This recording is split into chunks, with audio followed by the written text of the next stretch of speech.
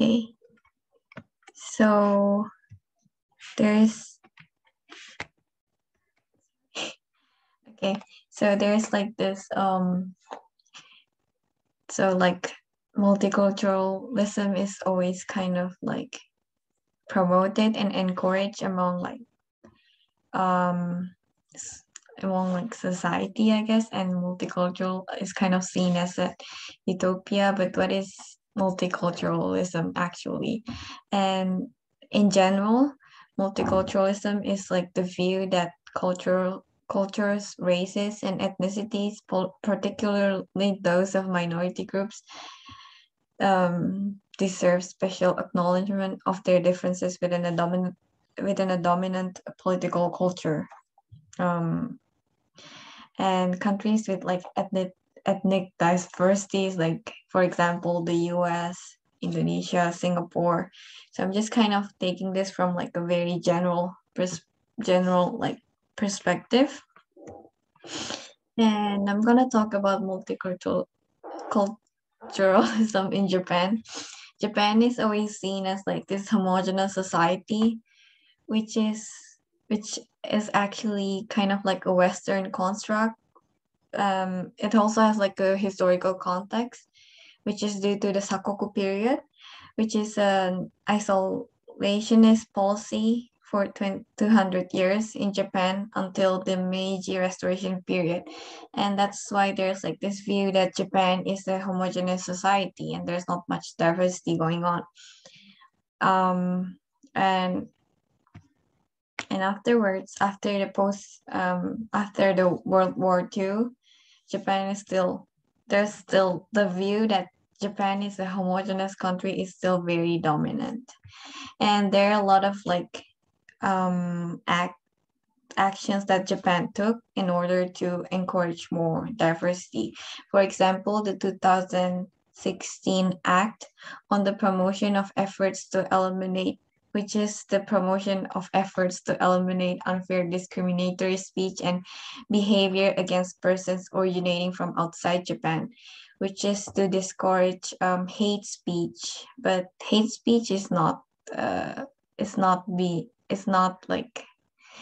illegal right now, but it's just like efforts to promote to discourage hate speech. And another action that Japan took is also in December 2018, in conjunction with the revised immigration law, the government announced a package of comprehensive measures for acceptance and coexistence of foreign nationals, while allocating 21.1 billion yen under the policy. And also we have the Immigration Control and Refugee Recognition Act in April 2019. And we also have the Act for the Promotion of Japanese Language Education in June 2019, which is to help foreign nationals integrate in Japanese society. And we also, acts that are being done in Tokyo to promote diversity is, for example, in Shinjuku, there's a multicultural community building committee that holds regular meeting with representative of various ethnic groups. So there are like lots of measures that Japan took in order to encourage diversity. And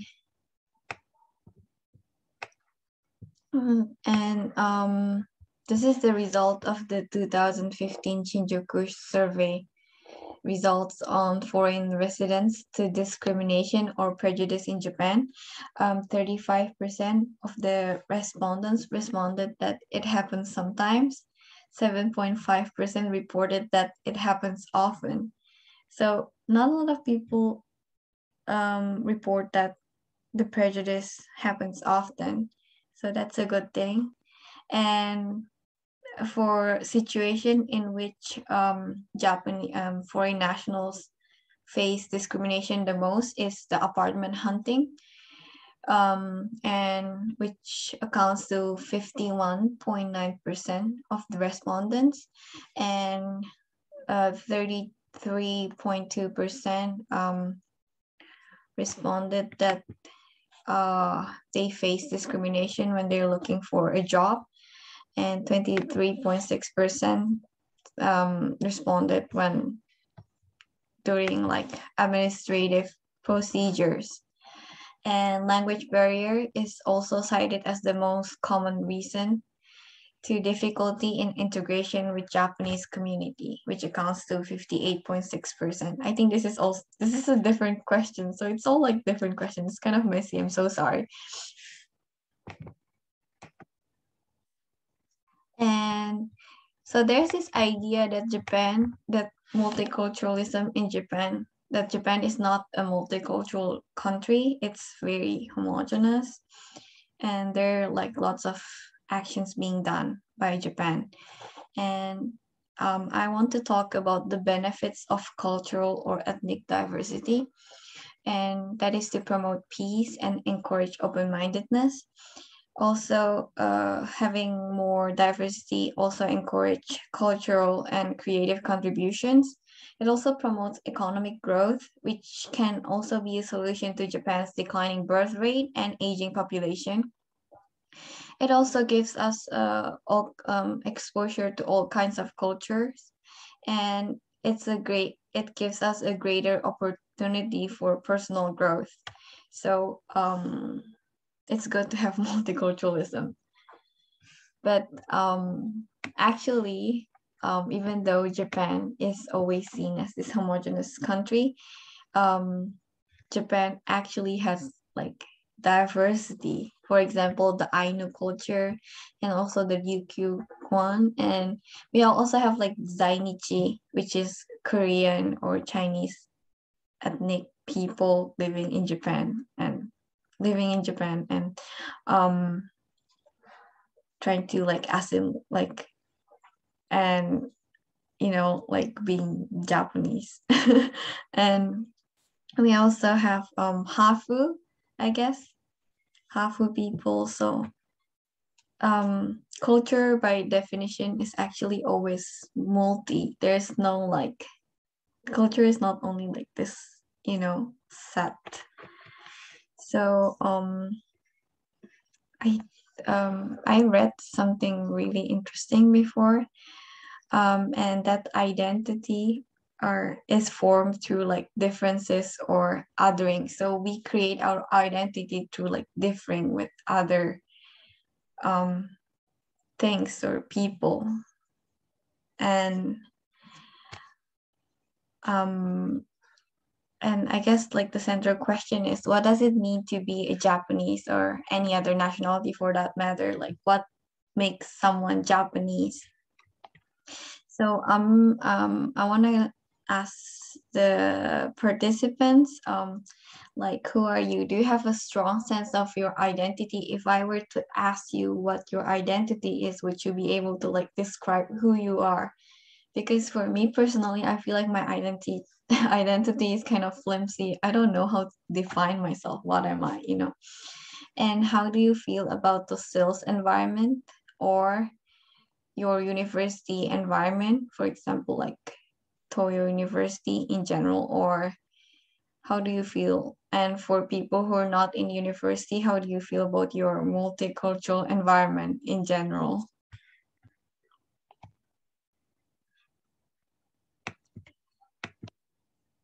So if anyone wants to like speak up, you guys are free to do so.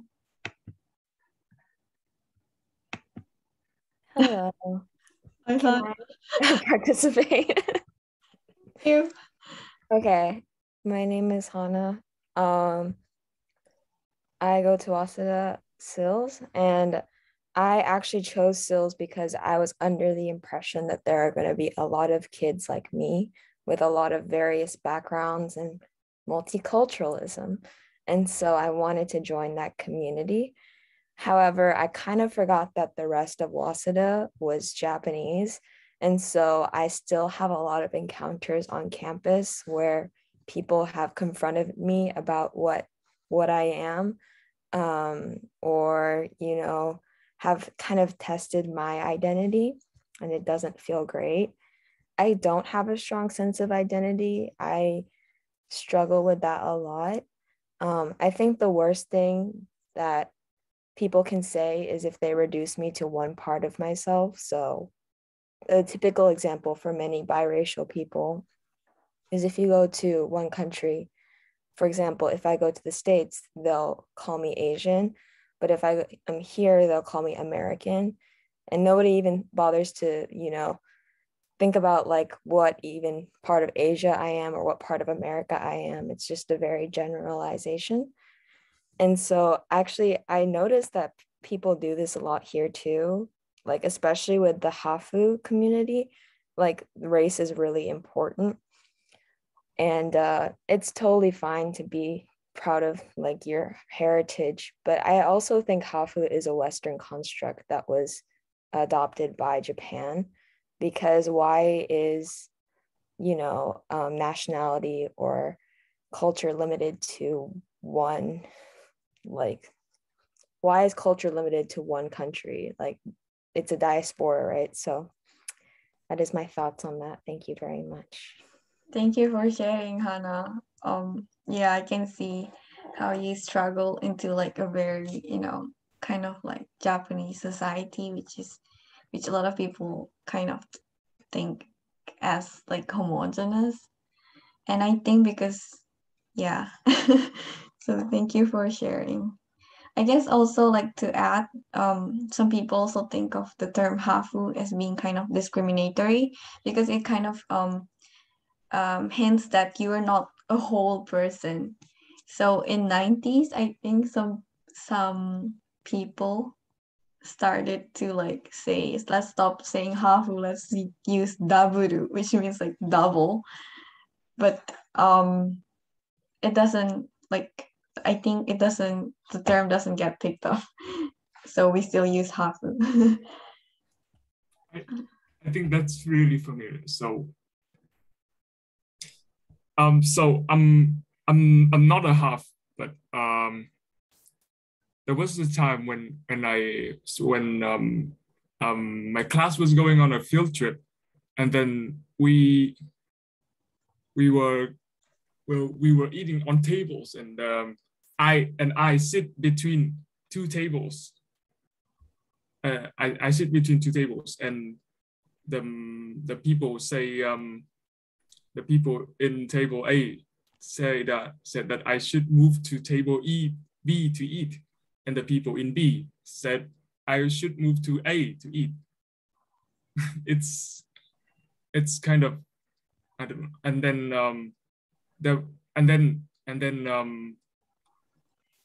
And then things broke down because there were insults and stuff throwing about, and I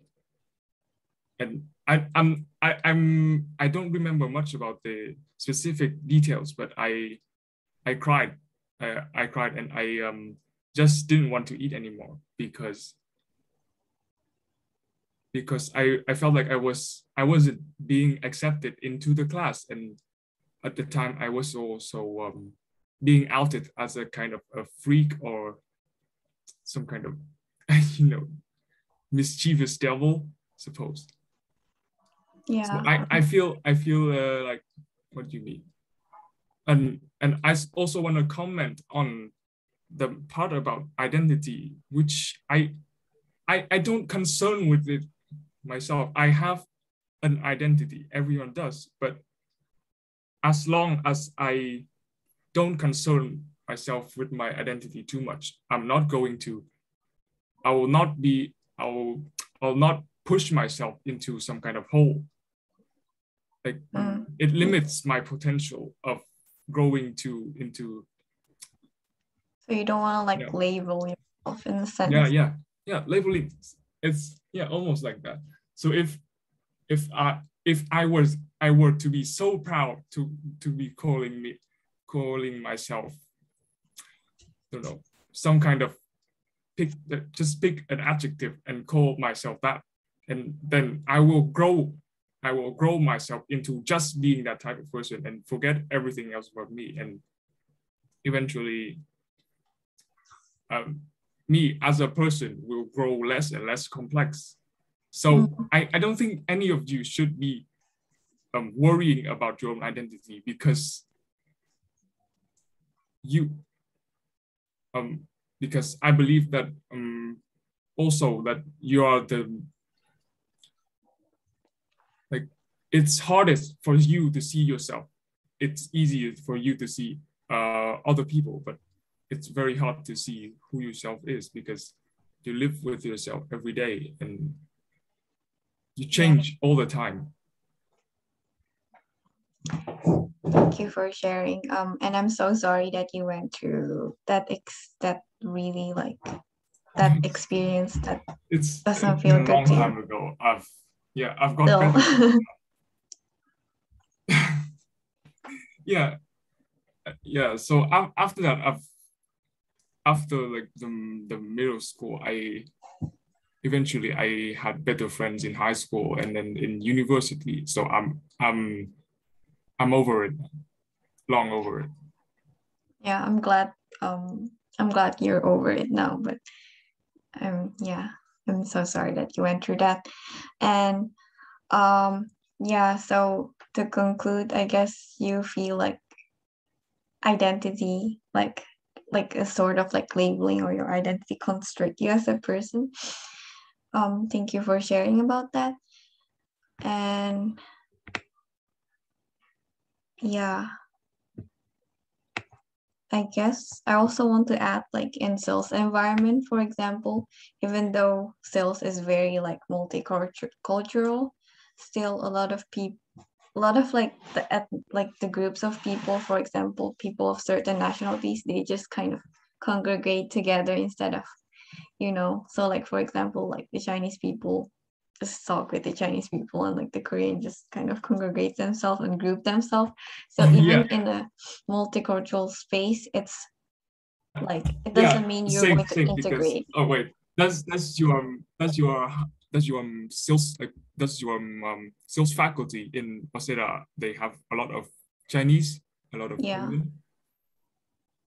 I see. So in Doyo, there is a lot of Vietnamese people, and they just bunch up together. And I look at it and I feel like, oh, I hate that. I should have told the teachers how to and discuss how to better group students, instead of letting them choose their own groups, because they would bunch up together and they will pretty much forget that they're in Japan.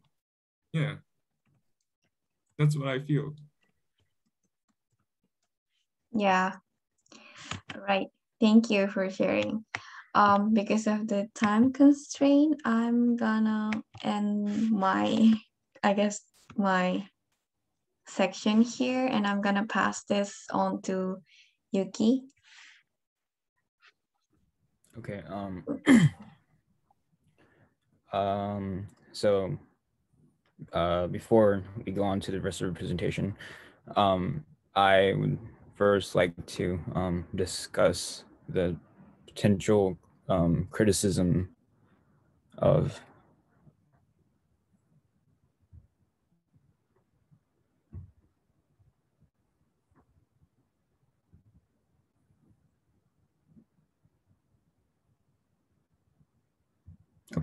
can everyone could hear me, right? Okay. Yes. All right. Okay. So yeah. So before we head to the rest of the presentation, I would like to discuss the criticism surrounding multiculturalism. And typically, the concept of multiculturalism are seen in a positive light. There's still challenges and critiques to be considered when discussing a multicultural society. And one of the major key things to be noted is that whenever social groups are integrated or considered to a society, most of the time there is a government of society intervening with the whole process of it. And so one of the typical thing is immigration, the whole immigration policy that the government creates. And there's always something political whenever regarding the whole multicultural policy that's seen in various countries around the world. And number two, in any society, minority groups and majority groups are usually created, especially in a multicultural society. And this obviously leads to various problems, mainly inequality, and majority, and most of the time majority groups gets the advantage and the privilege to be able to consolidate within society, and the whole society shifts around the majority's agenda. And it one of the things that it leads to are poor treatment of minority groups, and which includes prejudice, poverty, and discrimination, and many more. And the third point, the poor representation of individual problems of groups. This mainly pertains to indigenous groups that are in many of societies around the world, and which I will further discuss in the next slide. But basically, I'm still. Can you go back a little? Okay, sorry. Yeah, and yeah, but and one thing to consider is that the governments are made of human beings, and most of the times they have a blind spot or like a dilemma that holds to become a problem in multicultural society. And this is especially towards considering in the more post-colonial perspective of the whole this whole movement. Yeah, and you can go to the next slide. Sorry, thank you. And that leads to the whole conflict between the indigenous group and the multicultural society, the concept of multiculturalism. And yeah, and the indigenous, most of the time, the indigenous group, they perceive multicultural concepts and policies to be patronizing to themselves. And one thing is that the problem lying in identifying the indigenous group as an ethnic group. And yes, they could be considered as ethnic group, but in most of the cases, it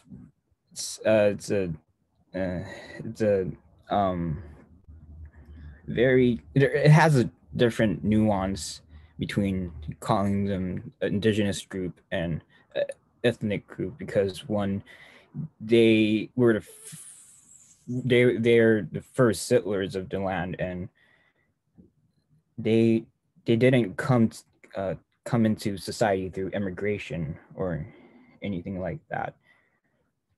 And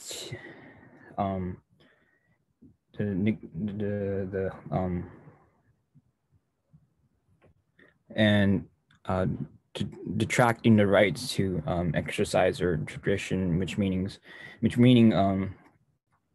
they through through the integration of indigenous group into society, most of the time there's neglection in their tradition and the way of living, simply due to the society pushing aside their agenda because it doesn't align with the majorities, the majority, and for them to truly express their culture and tradition is to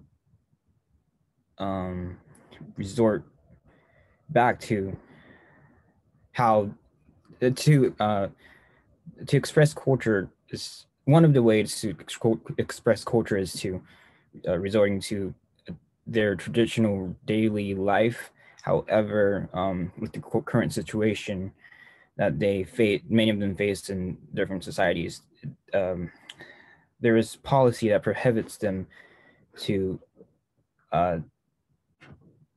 live how they truly wish to.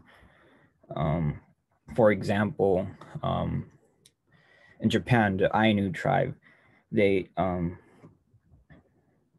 with the current situation of Japan prohibiting the limit of use for the Ainus. For example, I think they have to have permission first to even fish in a specific location of the lands. They're definitely separated from their ways of daily life. Therefore, them not being able to exercise their tradition. And this goes back to their identities as the first settlers and how societies now, they're in a way utilizing this dysfunctional aspect of multiculturalism, especially from this like this majority minority relationship in society, and through that there's this dissolving of culture in the life of the indigenous, just because of their standards for the benefits and for the benefits of this multicultural society.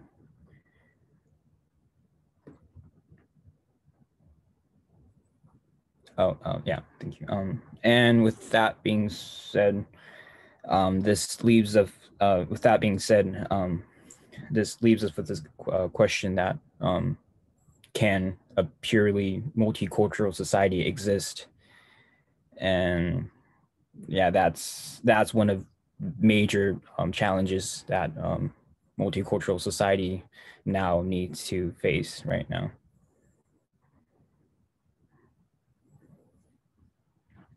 And that's it for my part, I think. So thank you.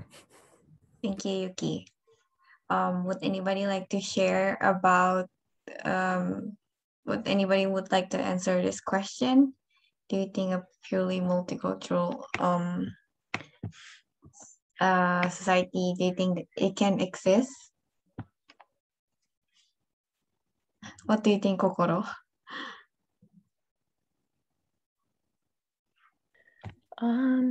Purely multicultural society.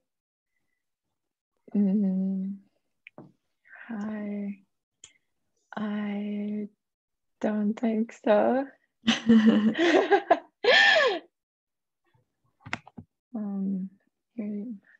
Purely.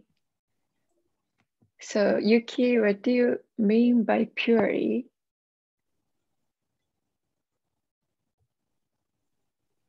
Well, more about I guess it's more about like the utopian qualities of this multicultural society. It's how if a multicultural society could exist without the whole disadvantage that I said earlier in the presentations. So like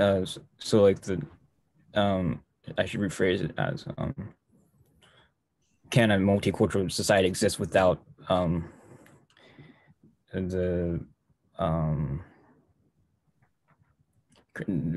creation of majority groups and the minority groups? Mhm. What about Bao? What do you think? I also have a question about, I'm unsure if the concept of purely can work, because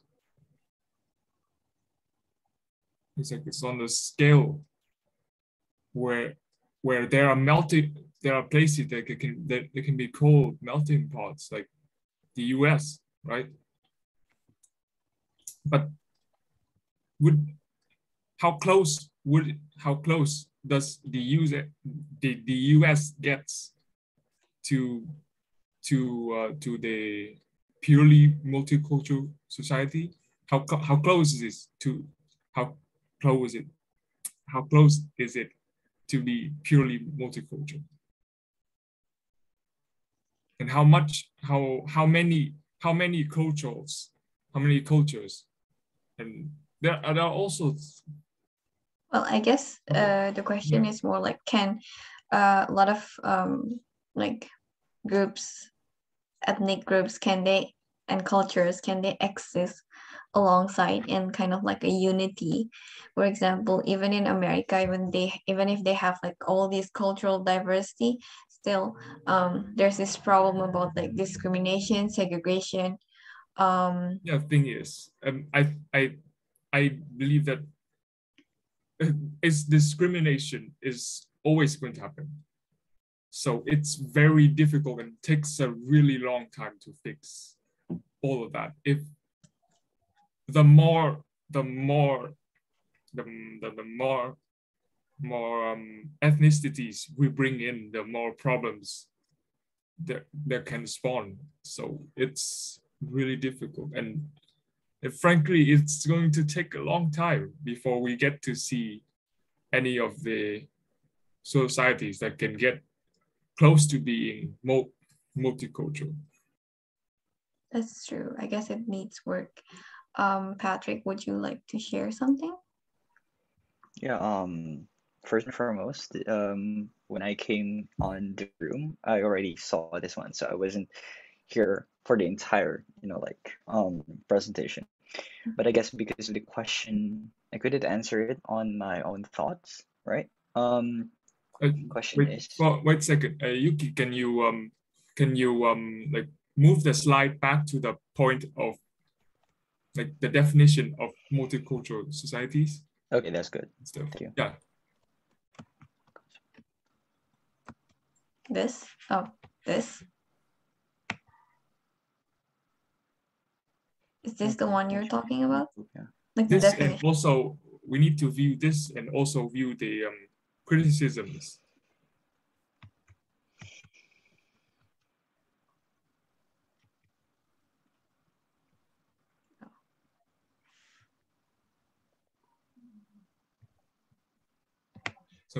So that Patrick can get an idea of the discussion we're having.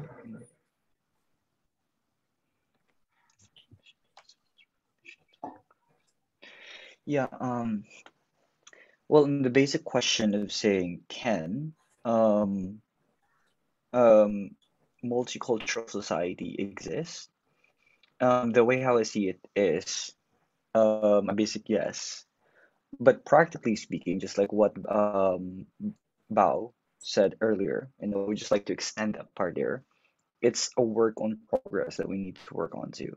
Yes, there is a possibility that this can exist.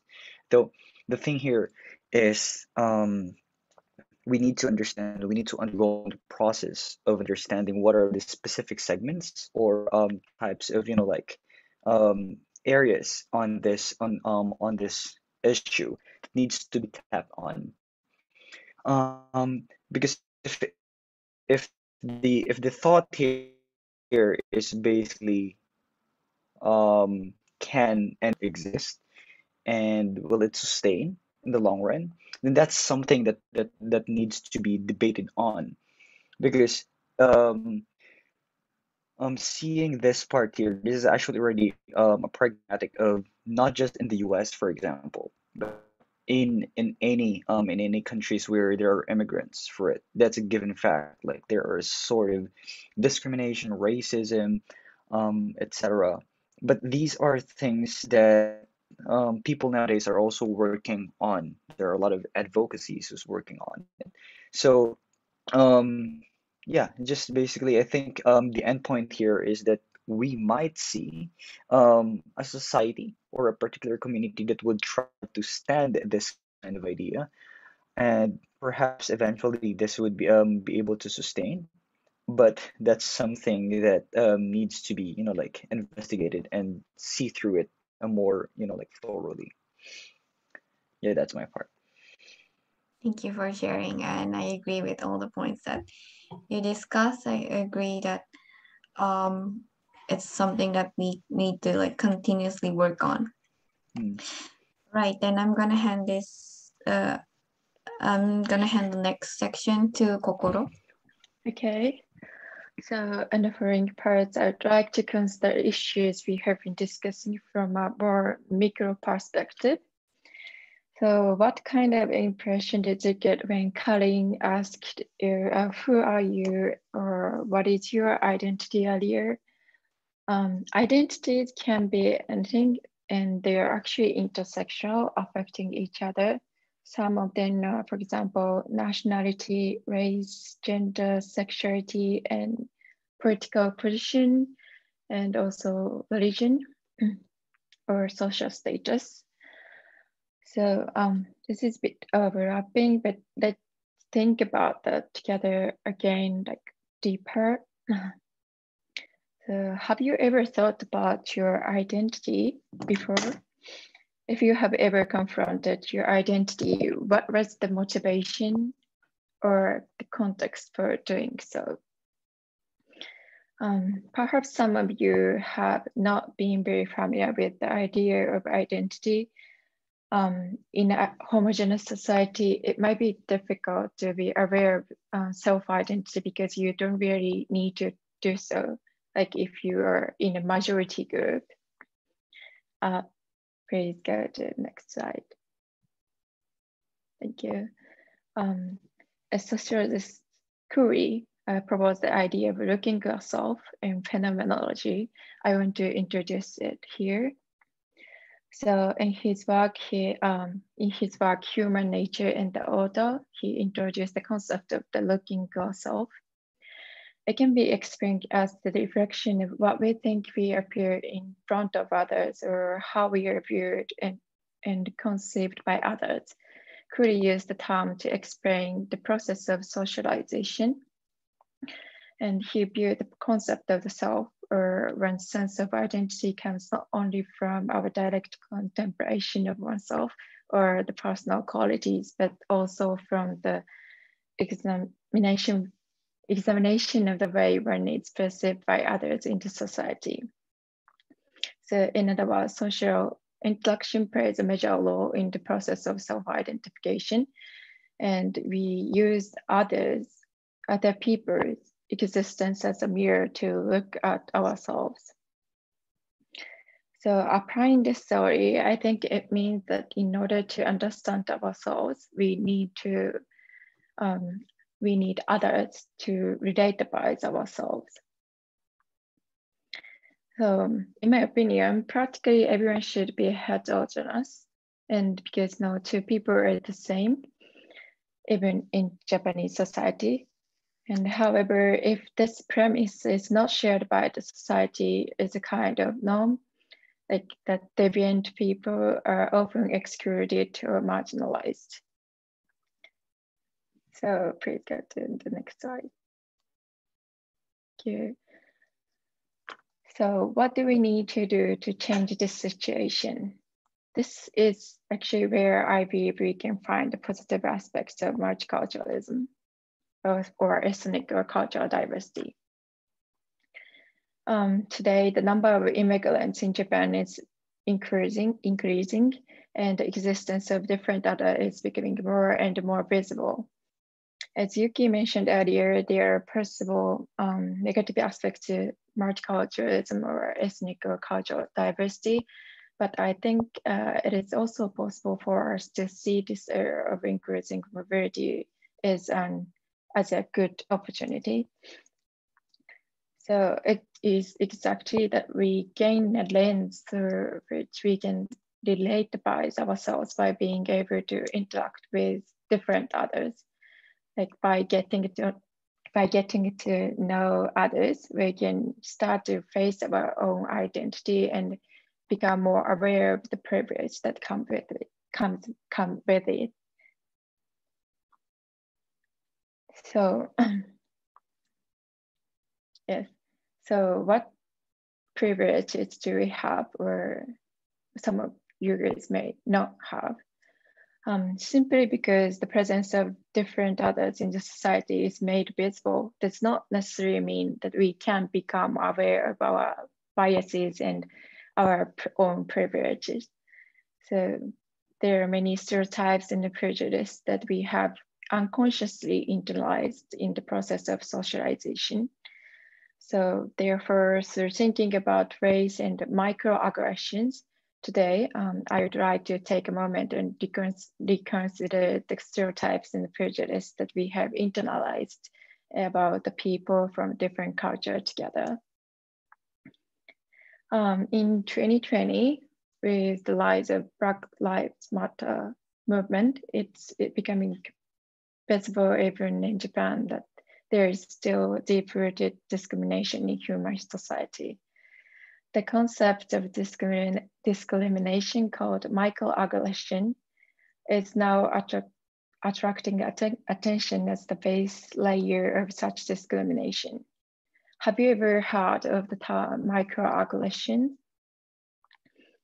Microaggressions are seemingly positive, ambiguous, unconscious, and invisible discrimination, but that leads to serious consequences as opposed to overt discrimination.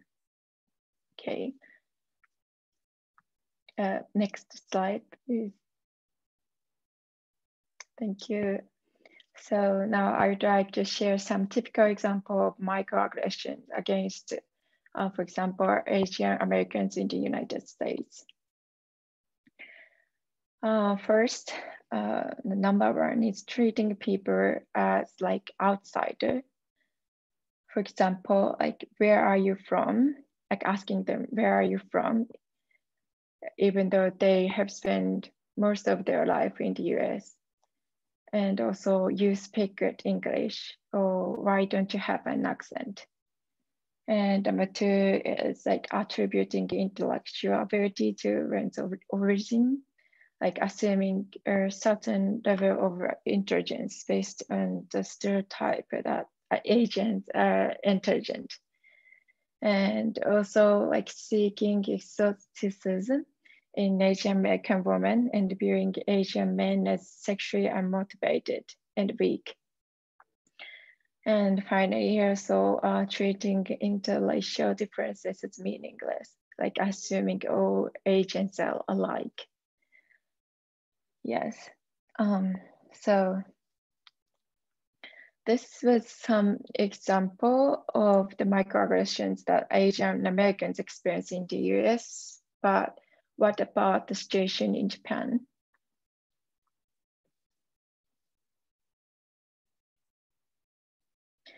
I interviewed a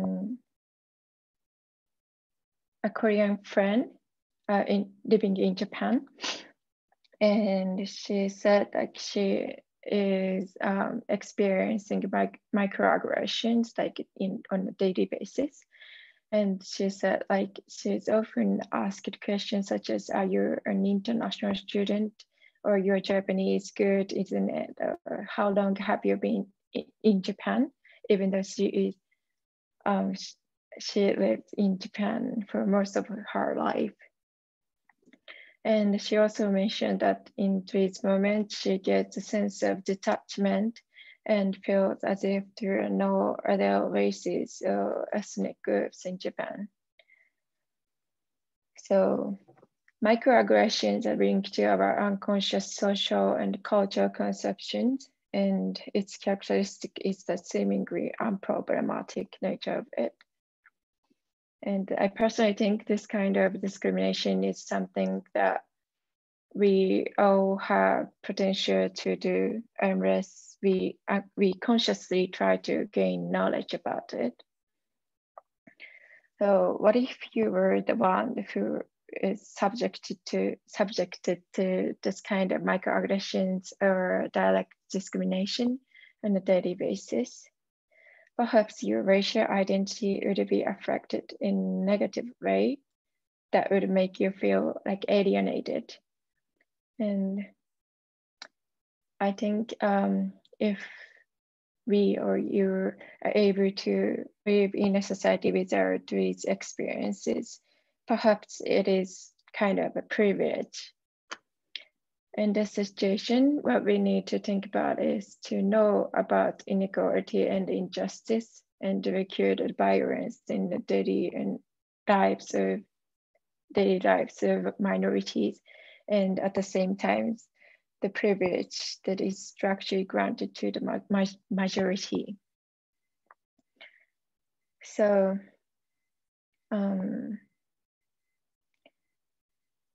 yeah, I think so. In this situation, what we need to think about and what we can do without noticing, not knowing, and not hurting ourselves is kind of the privilege of the majority groups. So far I have introduced the base related to microaggressions, and now I would like to take some time to talk about them with you guys. So the question, like, have you ever experienced identity-related microaggressions or discrimination? And also, in addition to the privilege that I mentioned earlier, I think there are also other privileges of living as Japanese in Japan, such as job opportunities, education, and for example, tenant screening. And what do you think, like what other privileges do you think you have or not? And also in the increasingly diverse society, how can you make the most of your privilege to like make better about? So if any of you guys have any comment or your opinion to this question, please feel free to talk about.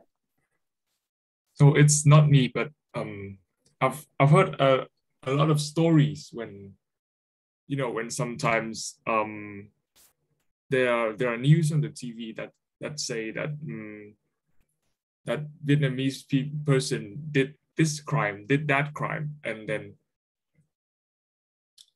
there are people who when they see like when they see the news, they also get asked by fellow Japanese friends. They asked if he knew that person, or they just mentioned the fact that some other Vietnamese person who committed a crime to him, even though he wasn't the one, like he's not related to any of that, but he was still mentioned just because he came from the same countries as the people who committed the crime. And I think that qualifies as a microaggression, even though most people wouldn't acknowledge that. Yeah, I agree with that. Like most people, like point is that most people don't notice that is you know, kind of like aggressive and discriminate, and kind of like discrimination. So what about other student, do you have any opinion? Yeah, we still have like 3 more minutes. If anyone wants to share, please feel free. Yay, Hannah. I would like to share. Yeah. I kind of already shared about some of the microaggressions I've already faced, so I would like to talk about privilege. I want to point out that a lot of people think that being biracial is a huge privilege in Japan because of it's almost fetishized as a type of beauty. However, it's only a certain type of biracial look that they're talking about, especially a European and East Asian mix.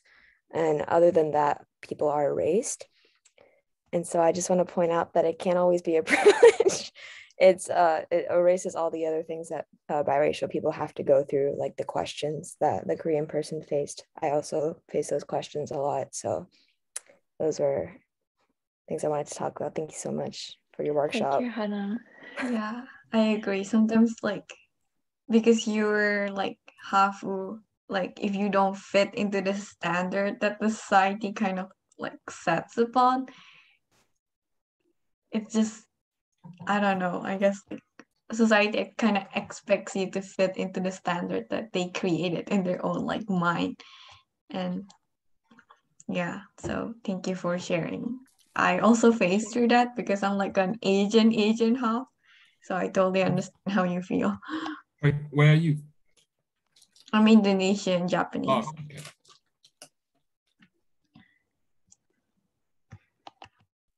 I have to ask Kai Tao.